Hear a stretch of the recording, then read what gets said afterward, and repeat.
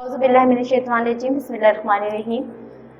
अस्सलाम वालेकुम स्टूडेंट्स, कैसे हैं? उम्मीद करती हूँ ठीक होंगे। आज जो आपको लेक्चर करवाने जा रही हूँ वो है आपकी साले अव्वल की किताब में हिस्सा गज़ल में गालिब की गज़ल। नज़म आपको मैंने बहुत सारी करवाई हैं, गज़ल भी करवाती जा रही हूँ, सबक भी करवाती जा रही हूँ। मैंने आपको पहले भी कहा था, मैंने आपको जितने भी नज़म और जितनी भी गज़ल करवाई हैं सारी वो करवाई हैं जो बहुत ज़्यादा इंपॉर्टेंट है।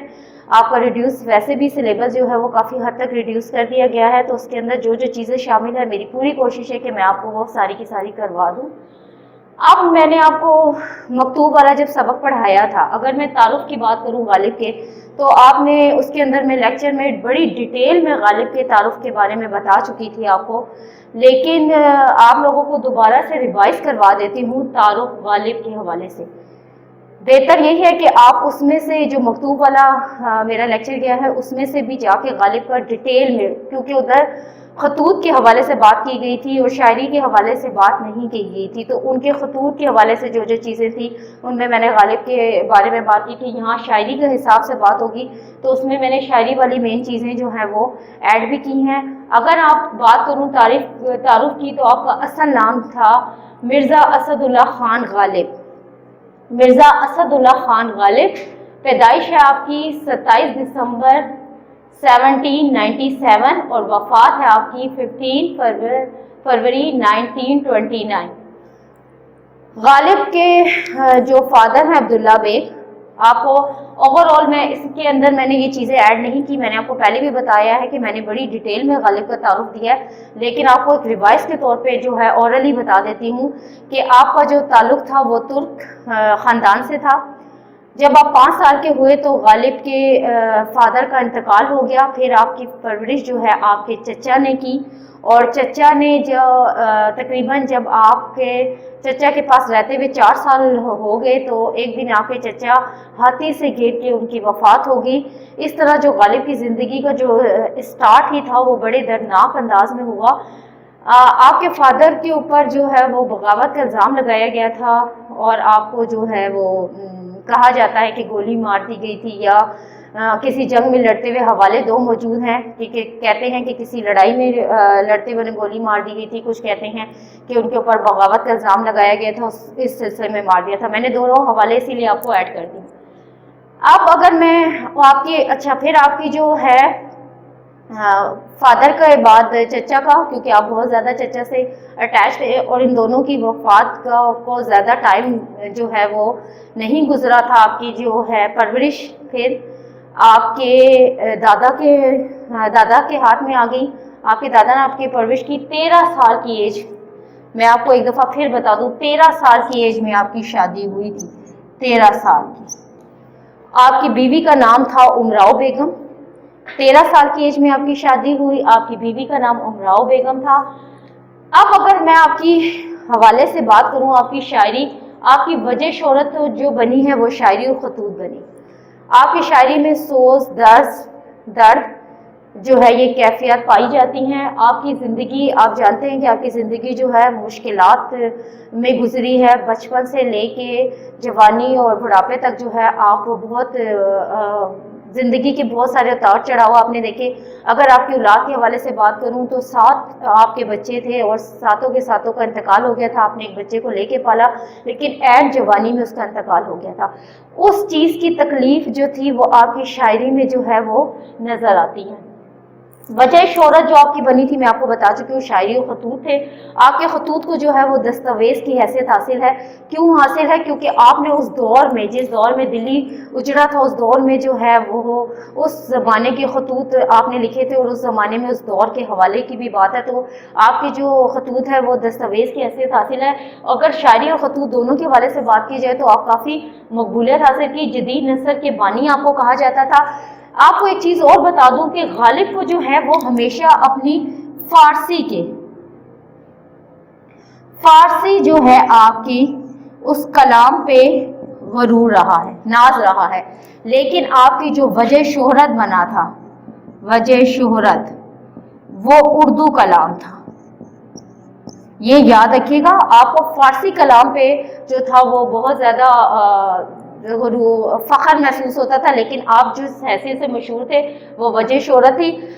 اگر آپ کے نام کے حوالے سے اگر دیکھیں، میں نے آپ کو پہلے بھی بتایا تھا، بات کی جائے، میں نے ایک پوائنٹ آپ کا نیچے لکھ دیا ہے، اوور آل اس میں کوئی ایشو نہیں ہے، یہی پوائنٹ آپ اگر اوپر بھی دیکھیں تو اسد اللہ خان غالب تھا۔ پہلا جو آپ کا تخلص تھا وہ اسد استعمال ہوتا رہا ہے، لیکن آپ کا جو بعد میں جو تخلص بنا وہ غالب تھا، اور اسی آخری زندگی کے ایام تک جو ہے وہ غالب ہی آپ کا مشہور رہا۔ آپ اگر ہم آپ کی شاعری کے حوالے سے بات کریں تو آپ کی شاعری کے حوالے سے آپ نے مشکل الفاظ جو ہے وہ بہت زیادہ استعمال کیے، اور اس سلسلے میں آپ کافی نامیری ہیں۔ لیکن جدید نثر کے حوالے سے اگر ہم بات کریں تو آپ نے اسی چیز کو نثر میں آسان زبان میں الفاظ کیے گئے، اور اسی وجہ سے آپ کی وجہ شہرت بنی۔ یہ اوور آل غالب کا تعارف ہے، یہ میں نے آپ کو شارٹ فارم میں ڈیٹیل میں، تو آپ میرا وہ لیکچر دیکھیں گے تو آپ کو مل جائے گا، لیکن میں نے پھر بھی کوشش یہ کی ہے کہ تھوڑے سے ٹائم میں جو ہے میں ریوائز کرا دوں۔ اب ہے جی آپ کی غزل نمبر 4۔ آپ نے دیکھا کہ غالب کی جو 2 غزلیں ہیں اس میں سے ایک غزل جو ہے وہ آپ کی نکال دی گئی ہے، سیکنڈ والی غزل جو ہے وہ سلیبس میں شامل کی گئی ہے، اور میں اسی حوالے سے آپ کو وہ آج غزل پڑھا رہی ہوں۔ ویسے آپ کی وہ غزل نمبر 4 ہے، اور آپ کا جو پیج نمبر بنتا ہے وہ 173 بنتا ہے۔ اب میں نے دیکھیں آپ کو یہاں پہ مشکل الفاظ کے معنی بھی لکھ دیے ہیں ساتھ ساتھ۔ ویسے آپ کو میں ساتھ ساتھ پڑھاؤں گی، جب میں پڑھاتی جاؤں گی تو آپ کو مشکل الفاظ کے معنی تو میں بولتی جاؤں گی، ساتھ ساتھ اس کی تفصیل بھی بتاتی جاؤں گی۔ میں زیادہ تر کوشش یہی کرتی ہوں آپ لوگوں کو کہ آپ لوگوں کو مین چیز جو ہے، مین مفہوم اس کا سمجھ آ جائے۔ اگر آپ اس کو مفہوم سمجھ لیتے ہیں تو سمجھیں کہ آپ تشریح لکھنے میں بھی آپ کو آسانی ہو جاتی ہے۔ ایک بات میری ہمیشہ یاد رکھیے گا، آپ جب بھی آپ کسی نظم کے حوالے میں یا غزل کے حوالے میں آپ غزل لکھیں یا نظم لکھیں کی تشریح کریں تو سب سے پہلے کوشش یہ کریں کہ جو اس میں مشکل الفاظ کے معنی ہیں وہ آپ جو ہے اس کے معنی کو سمجھ لیں۔ اس کے معنی کو سمجھنے سے، لکھنے سے آپ کا یہ ہوتا ہے کہ آپ کو جو غزل کا جو دیا گیا ہوتا ہے یا نظم کا جو مصرع ہے یا شعر ہے وہ آپ کو سمجھ آ جاتی ہے۔ اب اگر ہم غالب کے پہلے شعر کے حوالے سے بات کریں تو پہلا شعر ہے غالب کا، ہزاروں خواہشیں ایسی کہ ہر خواہش پر دم نکلے، بہت نکلے میرے ارماں لیکن پھر بھی کم نکلے۔ خواہشات کا مطلب ہوتا ہے تمنا، ٹھیک ہے، لیکن یہاں پہ اس میں کوئی لفظ مشکل نہیں تھا، آپ سب اس لفظ کو معنی جانتے ہیں، اس لیے میں نے اس میں کوئی چیز نہیں لکھی، لیکن اوور آل میں نے آپ کو بتا دیا کہ خواہشات کا مطلب ہوتا ہے آرزو تمنا۔ دیکھیں یہ ایک انسانی فطرت ہے کہ جس قدر جو ہے آرزویں وہ انسان کی جو ہوتی ہے وہ پوری ہوتی جاتی ہے، تو انسان کی کیا ہوتی ہے کہ اس کی خواہشات جو ہے وہ کبھی ختم نہیں ہوتی۔ انسان کی زندگی جب سے وہ پیدا ہوا ہوتا ہے موت تک اس کی خواہشات کا جو گھڑا ہے وہ کبھی نہیں بھرتا۔ ایک خواہش پوری ہوتی ہے تو وہ کہتا ہے کہ میری یہ خواہش جو تھی وہ اب پوری ہو جائے تو میری خواہشات پوری ہو جائیں گی۔ جب وہ خواہشات پوری ہو جاتی ہے یا وہ ارمان پورا ہو جاتا ہے تو وہ اگلے کی چاہ میں جو ہے وہ آگے بڑھنا شروع کرتا ہے، اور اسی طرح ہوتے بچپن سے جوانی سے بڑھاپے کا سفر جو ہے وہ طے کر لیتا ہے، لیکن آخری خواہش تک بھی اس کی یہی ہوتی ہے۔ آپ نے اکثر سنا ہوگا بتاؤ مرنے سے پہلے تمہاری آخری خواہش کیا ہے، اس میں بھی یہی ہوتا ہے کہ آخری خواہش آپ کی پوچھ لی جائے۔ تو یہاں پہ انہوں نے اس شعر میں عکاسی کی ہے اس بات کی، انسانی فطرت کی، کہ انسان کی جو خواہشات ہیں وہ کبھی ختم نہیں ہوتی ہیں۔ انسانی رویے کی بھی عکاسی ہے، فطرت تو ہے، رویے کی بھی عکاسی ہے کہ انسان ساری زندگی جو ہے وہ خواہشات کے پیچھے جو ہے وہ بھاگتا رہتا ہے، اور ساری زندگی خواہشات کے پیچھے بھاگتے بھاگتے جو ہے اس کی عمر ختم ہو جاتی ہے، لیکن وہ خوب سے خوب تر کی چاہ میں آگے سے آگے بڑھتا جاتا ہے۔ اس کی ایک مثال یہ ہے کہ آپ کسی دکان پہ جاتے ہیں، ہمیں کوئی چیز پسند آتی ہے، ہماری پوری کوشش ہوتی ہے کہ ہم اسے لے لیں، اور اگر ہم نہیں لے سکتے تو ہم اس کا اماؤنٹ پوچھتے ہیں، اگر اس کی رقم جو ہے یعنی اماؤنٹ جو ہے وہ زیادہ ہے تو ہم کیا کرتے ہیں کہ کوشش کرتے ہیں ہمارے پاس اتنا اماؤنٹ ہو جائے ہم اس چیز کو لے لیں۔ جب ہم اس چیز کو لے لیتے ہیں اپنے استعمال میں یا یوز میں لے آتے ہیں تو پھر وہ اس چیز کی قدر ہماری نظر میں ختم ہو جاتی ہے، پھر ہم کیا کرتے ہیں اگلی چیز کے پیچھے بھاگنے لگتے ہیں، اگلی خواہش کے پیچھے بھاگنا شروع کر دیتے ہیں۔ تو یہاں پہ انہوں نے اسی چیز کی عکاسی کی ہے کہ انسان جب تک زندہ رہتا ہے اس کی خواہشات ختم ہی نہیں ہوتی۔ اور یہاں پہ انہوں نے ایک چیز یہ بھی انہوں نے کہی ہے کہ اگر ہماری خواہشات کا جو دائرہ ہے، یہ وہ کہتے ہیں کہ اصل میں شعر میں انہوں نے یہ بھی پیغام دینا چاہے کہ اگر ہم اپنی خواہشات کا دائرہ محدود کر لینا تو یہ ہوتا ہے کہ ایک اچھی زندگی جو ہے وہ ہمارے مقدر میں بن سکتی ہے، یا ہم ایک اچھی زندگی گزار سکتے ہیں۔ دیکھیں میں نے ایک ایک کر کے حوالہ شعر لکھا ہے، ایک حوالہ شعر میں آپ کو خود بھی بول دوں گی اورلی زبانی، اور ایک میں نے لکھ دیا ہے خواہشات کے حوالے سے۔ دیکھیں تو پہلا جو شعر ہے یہ ہے، سب خواہشیں پوری ہو فراز ایسا نہیں ہے، سب خواہشیں پوری ہو فراز ایسا نہیں ہے، جیسے کوئی اشعار مکمل نہیں ہوتا، جیسے کوئی اشعار مکمل نہیں ہوتا۔ ایک اور حوالہ شعر اس کا ایڈ کر دیتی ہوں، انسان کی خواہش کی کوئی انتہا نہیں، انسان کی خواہشوں کی کوئی انتہا نہیں، 2 گز زمین بھی چاہیے 2 گز کفن کے بعد۔ انسان کی خواہشوں کی کوئی انتہا نہیں، 2 گز زمین بھی چاہیے 2 گز کفن کے بعد۔ اب ہے جی شعر نمبر 2 غزل کا، ڈرے کیوں میرا قاتل کیا رہے گا اس کی گردن پر، پہلی لائن میں کوئی لفظ مشکل نہیں، وہ خون جو چشمے تر سے عمر بھر دم بدم نکلے۔ چشمے تر کا مطلب دیکھیں، چشم کا مطلب ہوتا ہے آنکھ، تر کا مطلب ہوتا ہے گیلا، یہاں مراد ہے آنسوؤں سے بھری آنکھ، ٹھیک ہے، چشمے تر آنسوؤں سے بھری آنکھ، اور اس کا دم بدم کا مطلب ہوتا ہے لمحہ و لمحہ نکلے۔ اس میں جو ہے وہ غالب جو ہے شعر میں وہ یہ کہتے ہیں کہ اپنا انہوں نے مخصوص لب و لہجہ جو ہے وہ اس شعر میں استعمال کیا ہے، طنزیہ انداز میں محبوب کو بھی ایک طرح سے مخاطب کیا ہے، اور اس کی جو محبوب کی جو سنگ دلی ہے اس کی بھی وضاحت کی ہے۔ وہ یہاں پہ یہ کہتے ہیں، آپ کو یہ بات تو پتہ ہے کہ انسان جب مسلسل روتا ہے یا جب اس کے آنکھ سے آنسو نکلتے ہیں تو وہ جو آنکھ ہے وہ ریڈ ہو جاتی ہے، یہ تکلیف کی شدت جو ہے وہ بیان کی جاتی ہے کہ اگر آنکھ ریڈ ہوگی تو اس کا مطلب یہ نہیں ہے کہ آنکھ سے خون بہنے لگ رہا ہے، یہ تکلیف کی شدت کے حساب سے بیان کی گئی ہے۔ تو یہاں پہ وہ یہ کہتے ہیں کہ شاید غالب کہتے ہیں کہ میرا جو قاتل ہے، جو مجھے قتل کرنے والا، یعنی میرا محبوب، یہاں قتل کرنے سے مراد، قاتل سے مراد جو ہے وہ محبوب کو لیا گیا ہے، قاتل محبوب کو لیا گیا ہے۔ تو یہاں وہ یہ کہتے ہیں کہ میرا محبوب اس وجہ سے اس خوف میں مبتلا ہے کہ میرے قتل کرنے کے بعد اس کے اوپر الزام آئے گا،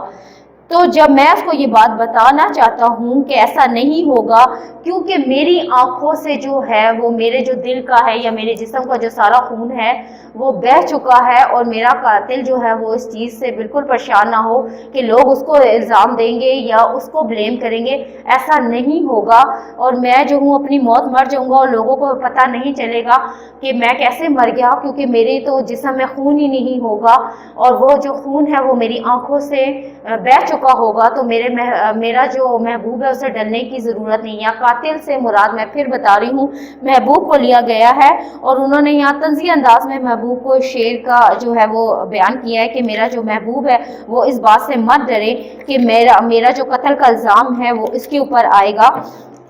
اور وہ اپنے یہاں انہوں نے ایک چیز اور بھی بتائی ہے کہ انسانی تقاضا یہ ہے کہ اگر کسی کے رویے سے کسی کو تکلیف ہوتی ہے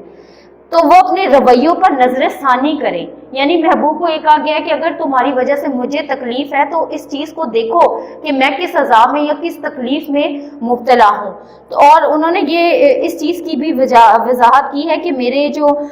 لیکن اکثر ایسا ہوتا ہے کہ لوگ جو ہے وہ لوگوں کی تکلیفوں کو اگنور کر دیتے ہیں، نہیں جانتے، وہ یہی کہا جاتا ہے نا کہ جب تک آگ آپ کے اپنے گھر میں نہ لگے آپ کو آگ کی شدت کا اندازہ نہیں ہوتا۔ تو یہاں پہ انہوں نے اسی چیز کو کہا کہ میرا جو محبوب ہے بے فکر ہو جائے، میرے قتل کا الزام اس پہ نہیں آئے گا، کیونکہ میں تکلیف کی شدت سے مر چکا ہوں، اور لوگوں کو یہی بات پتہ ہے کہ میرا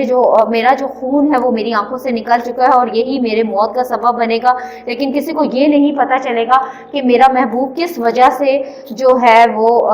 میرے محبوب کا نام یہاں نہیں آئے گا، ٹھیک ہے۔ اس کا حوالہ شعر دیکھیں، اس سادگی پہ کون نہ مر جائے اے خدا، لڑتے ہیں اور ہاتھ میں تلوار بھی نہیں، اس سادگی پہ کون نہ مر جائے اے خدا، لڑتے ہیں اور ہاتھ میں تلوار بھی نہیں۔ اگلا دیکھیں اس کا ایک اور شعر ہے، اثر اس کو ذرا نہیں ہوتا، رنج و راحت فضا نہیں ہوتا، تم ہمارے کسی طرح نہ ہوئے ورنہ دنیا میں کیا نہیں ہوتا۔ اب آ جائیں جی اس کے تیسرے شعر کی طرف، نکلنا خود سے آدم کو سنتے آئے ہیں لیکن بہت بے آبرو ہو کر تیرے کوچے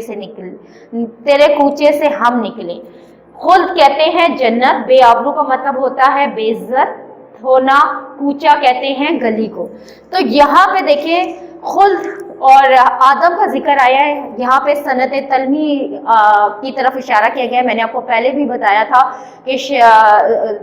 صنعت تلمی لغوی معنی ہے اس کا اشارہ کرنا، تو شعر میں کوئی لفظ ایسا یا کوئی چیز ایسی ایڈ ہو جاتی ہے جو ہمارے کسی واقعے کی طرف اشارہ کرتا ہے۔ یہاں پہ جو شاعر ہے انہوں نے یہ مراد لیا ہے کہ حضرت آدم علیہ السلام کو جو ہے جنت سے نکالا گیا تھا، یہاں حضرت آدم علیہ السلام والا واقعہ ایڈ ہوگا کہ ان کو ان کی نافرمانی کی وجہ سے جو انہوں نے ان کی بات اللہ تعالیٰ کی نہیں مانی تھی، اس سزا کے طور پہ جو ہے انہیں جنت سے نکالا گیا تھا۔ تو یہاں پہ انہوں نے اس چیز کو بیان کیا ہے کہ حضرت آدم نے غلطی کی تھی تو ان کو اس جنت سے نکالا گیا، لیکن مجھ سے کیا غلطی سرزد ہو گئی جو میں جو ہوں محبوب کے کوچے سے نکالا گیا ہوں۔ ٹھیک ہے، بڑے بے آبرو ہو کر تیرے کوچے سے نکلے گئے، پہلی لائن میں صنعت تلمی کا اشارہ، واقعے کی طرف اشارہ، اور انہوں نے یہ بتایا کہ ہاں ان سے غلطی ہو گئی تھی تو ان کو نکالا گیا، لیکن یہاں مجھ سے کون سی غلطی ہو گئی ہے جو میں تیرے کوچے سے نکلا ہوں۔ عاشق جو ہوتا ہے وہ جان ہتھیلی پہ رکھ کر جو ہے وہ محبوب کے کوچے کی طرف جاتا ہے، اور لیکن محبوب جو ہوتا ہے وہ اس کے جذبات کی قطعی پرواہ نہیں کرتا، اسے دھکا دے کے اس گلی سے نکال دیتا ہے، اور عاشق اگر خوددار ہو تو وہ جو ہے اس چیز کو، اس بے عزتی کو جو ہے وہ قبول نہیں کرتا۔ تو اس حوالے سے جو ہے یہاں شاعر نے اس بات کی نشاندہی کی ہے کہ ہمیں بڑا بے عزت ہو کر یا ہمیں بے آبرو کر کے تو نے بڑے کوچے سے نکالا ہے۔ حوالہ شعر دیکھیں، بے آبرو ہو کے بڑی چوٹ دل پر کھائے ہیں، یار کے کوچے میں سب کچھ لٹا کے آئے ہیں۔ بے آبرو ہو کے بڑی چوٹ دل پر کھائے ہیں، یار کے کوچے میں سب کچھ لٹا کے آئے ہیں۔ ایک اور شعر لکھ لیں اس کا، ہوئے مغرور وہ جب آہ میری بے اثر دیکھی، ہوئے مغرور وہ جب آہ میری بے اثر دیکھی، ہوئے مغرور وہ جب آہ میری بے اثر دیکھی، کسی کا اس طرح یا رب دنیا میں بھرم نکلے، کسی کا اس طرح یا رب دنیا میں بھرم نکلے۔ تین شعر آپ کے میں نے کمپلیٹ کروا دیے، اب آ جائیں جی چوتھے کی طرف، بھرم کھل جائے ظالم تیری قامت کی درازی کا، اگر اس طرح پہ پیچو خم کا پیچو خم نکلے۔ بھرم کھل جانا، اصلیت ظاہر ہو جانا، بھرم کھل جانا، اصلیت ظاہر ہو جانا۔ قامت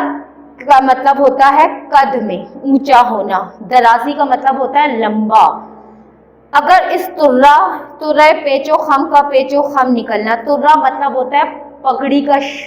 شملہ، آپ نے دیکھا ہوگا پگڑی جو سر پہ باندھی جاتی ہے عزت کی نشانی کے طور پہ لی جاتی ہے، اس کے آپ نے دیکھا ہوگا پگڑی کو کتنی نفاست کے ساتھ وہ بل کے بل ڈال کے اسے خم کا خم کہا جاتا ہے، اسے پگڑی کی شکل دی جاتی ہے، عزت کے طور پہ جو ہے یہ لی جاتی ہے۔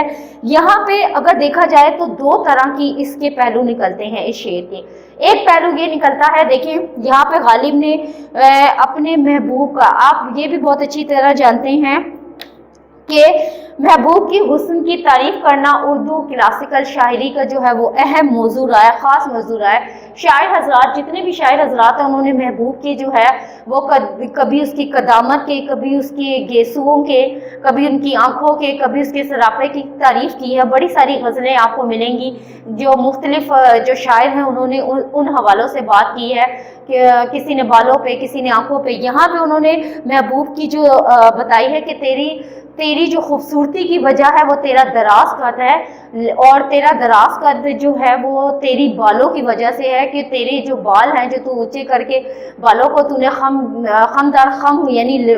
پیر در پیر جو تو نے اپنے بالوں کو لپیٹا ہے، اگر تیرے بال کھل جائیں تو تیری دراز قد جو ہے یعنی اونچے قد کا جو ہے وہ راز کھل جائے جو تیری بالوں کی مرہون منت ہے۔ ایک حوالہ شعر کا یہ بنتا ہے، دوسرا حوالہ یہ بنتا ہے کہ انہوں نے یہ بتایا ہے محبوب کے رویے پہ چوٹ کی ہے انہوں نے کہ اگر لوگوں کو پتہ چل جائے کہ تیرا عاشق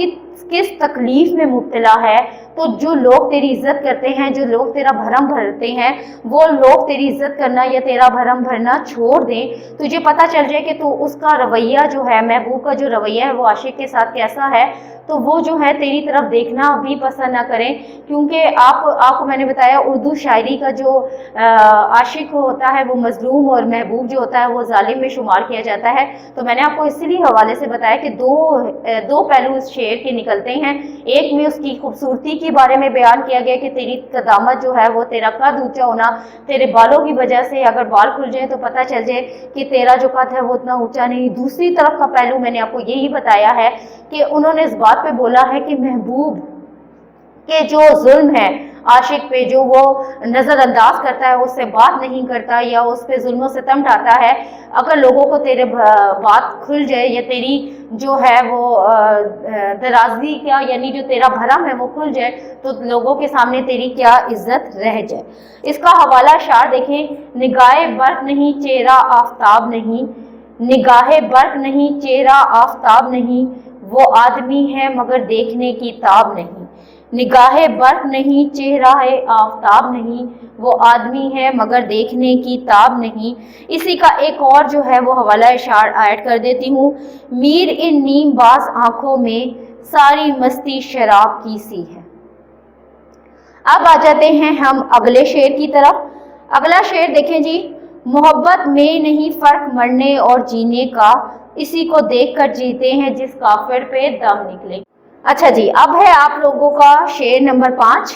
ہوئی جن سے توقع خستگی کی داد پانے کی، وہ ہم سے بھی زیادہ خستہ تے ستم نکلے. دیکھیں اس شعر میں کوئی ایسا لفظ مشکل نہیں ہے جو میں آپ کو بتاتی. توقع کا مطلب ہوتا ہے امید، خستگی کا مطلب ہوتا ہے بری حالت میں. اب یہاں پہ انہوں نے کیا کہا ہے کہ دیکھیں یہاں پہ شعر میں انہوں نے بتایا ہے جن لوگوں کی مجھے ضرورت تھی یا اظہار ہمدردی کے لیے کی ضرورت تھی، وہ میرے سے زیادہ، جب مجھے کوئی تکلیف ہوئی، جب مجھے کوئی درد ہوا اور میں نے سوچا کہ میں جا کے کسی کو اپنا حال سناؤں. کہتے ہوتے ہیں کہ انسان کو جب کوئی مصیبت آتی ہوتی ہے یا کوئی اسی تکلیف میں مبتلا ہوتا ہے، کوئی انسان جو ہوتا ہے جیسے اس کا دوست ہو گیا، بھائی ہو گیا، سسٹر ہوگی، ان کی بات سنتی ہیں تو انسان کی تکلیف جو ہے اس کا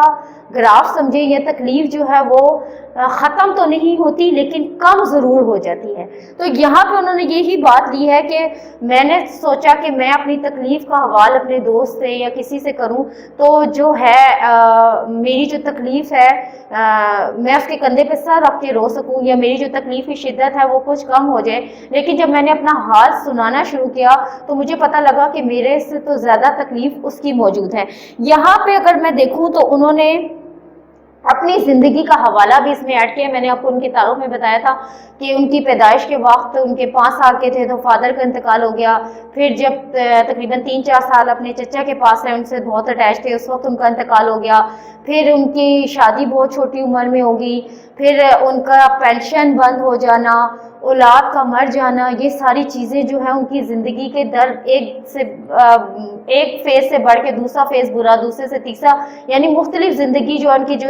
حصے ہیں وہ تکلیفوں میں ہی گزرے. تو وہ چیز ان کی شاعری میں نظر آتی ہے. یہاں پہ انہوں نے اسی چیز کو موضوع بنایا ہے کہ میں جب گیا کہ میں جا کے اپنی تکلیف کو کم کروں، اس کو سناؤں اپنی تکلیف کے ذریعے اپنے دوست کو، تو لیکن میں جب وہاں پہنچا تو میں نے دیکھا کہ وہ اس کا تو حال مجھ سے بھی زیادہ برا ہے. حوالہ شعر دیکھیں. دل میرا اداس ہے ناصر، شہر کیوں سائیں سائیں کرتا ہے. دل میرا اداس ہے ناصر، شہر کیوں سائیں سائیں کرتا ہے. ایک اور دیکھیں. آس کیا اب تو امید نا امیدی بھی نہیں، آس کیا اب تو امید نا امیدی بھی نہیں. کون دے مجھ کو تسلی کون بہلاوا مجھے، کون دے مجھ کو تسلی کون بہلاوا مجھے. اب آ جائیں جی سیکنڈ لاسٹ کے شعر کی طرف. محبت میں نہیں فرق مرنے اور جینے کا، اسی کو دیکھ کر جیتے ہیں جس کافر پہ دم نکلے. کافر پہ مراد یہاں پہ محبوب کو لیا گیا ہے. تو یہاں انہوں نے جو ہے انسان کے جذبات کی عکاسی کرتا ہے یہ شعر، محبت کی کیفیت، محبت کی شدت کو بیان کیا ہے. انہوں نے یہاں اس چیز کو بیان کیا ہے کہ محبت میں مرنا اور جینا معنی نہیں رکھتا. محبت ایک ایسا راستہ ہے جس میں انسان زندہ رہے یا موت کو گلے لگا لے، دونوں برابر ہے. اور اگلے ہی مصرے میں، یہ جو اگلا ہی مصرع ہے ٹھیک ہے، پہلے شعر میں انہوں نے بتایا کہ محبت میں کوئی فرق نہیں ہے مرنے اور جینے میں، کیونکہ یہ ایک ایسا راستہ ہے کہ انسان اس میں جیے تو بھی اذیت میں رہتا ہے اور مر جائے تو بھی ایک طرح سے اذیت ہی میں رہتا ہے، دونوں چیزیں برابر ہی ہیں۔ لیکن اگلے مصرے میں انہوں نے اس چیز کی وضاحت کی کہ ایسا ہے کیوں، تو ایسا اس لیے ہے کہ ہماری جو زندگی ہے اور اس کا انصار یا دار و مدار جو ہوتا ہے وہ ہمارے محبوب پہ ہوتا ہے۔ اگر وہ ہمارے پاس ہوتا ہے یا ہمارے ساتھ ہوتا ہے تو ہمیں ہر چیز جو ہے وہ اچھی لگتی ہے۔ یا کافر سے مراد ویسے تو منکر آتا ہے، اللہ تعالیٰ کا نافرمان آتا ہے، لیکن یہاں پہ انہوں نے اس اسلام میں اس کو یوز کیا ہے محبوب کے لیے، اور یہ بتایا ہے کہ محبوب وہ جو عاشق کی بات کو نہیں سنتا یا اس کی داد رسی نہیں کرتا۔ تو یہاں انہوں نے ایک الگ سے پہلو میں ایک طرح سے انہوں نے بتایا کہ میرا محبوب جو ہے اس کی خاطر ہی میں جیتا ہوں اور اسی کی خاطر مرتا ہوں، اور اگر کیا ہی اچھا ہو کہ میرا محبوب میرے پاس ہو اور جو ہے مجھے اس کا دیدار جو ہے وہ نصیب ہوتا رہے۔ اس چیز میں جذبات کی جو ہے وہ ترجمانی کی گئی ہے، عشق کے جذبے کی۔ اگلا اس کا حوالہ شعر دیکھیں، عشق پر زور نہیں ہے وہ آتش غالب، عشق پر زور نہیں ہے وہ آتش غالب، کہ لگائے نہ لگے اور بجھائے بجھے، لگائے نہ لگے اور بجھائے بجھے۔ اگلا ایک اور شعر جو ہے اگلا میں آپ کو ایڈ کر دیتی ہوں، ہر ایک بات یہ کہتے ہو تم کہ کیا ہے، ہر ایک بات کہتے ہو تم کہ کیا ہے، تم ہی کہو یہ انداز گفتگو کیا ہے۔ اب آ جائیں جی آخری شعر، غزل کا آخری شعر مقطع ہوتا ہے جس میں شاعر اپنا تخلص استعمال کرتا ہے۔ دیکھیں، کہاں میں خانہ، میں خانہ کہتے ہیں، میں کہتے ہیں شراب کے لیے، شراب خانے کو کہا گیا ہے، کہاں میں خانے کا دروازہ غالب، اور کہاں نصیحت کرنے والا، یعنی واس کہتے ہیں نصیحت کرنے والے کو، پر اتنا جانتے ہیں کل وہ جاتے تھے کہ ہم۔ یہاں پہ انہوں نے اس شعر میں پہلو کی طرف عکاسی کی ہے کہ مجھے نصیحت کرنے والا ہے کہ میں شراب خانے کیوں جاتا ہوں، میرا ادھر سے گزر ہوا اور میں جب شراب خانے میں داخل ہو رہا تھا تو میں نے وہاں ان لوگوں کو دیکھا جو واس یعنی جو نصیحت کرنے والے تھے وہ وہاں سے نکل رہے تھے۔ یہاں اس شعر میں انہوں نے وہ زندگی کا وہ پہلو بتایا ہے منافقینوں کے،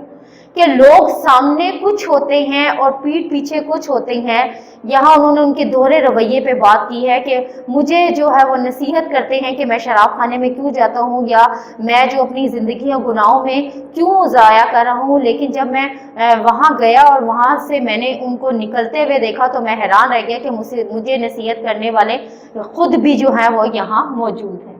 حوالہ شعر دیکھیں، منہ میں واس کے بھی بھر آتا ہے پانی اکثر،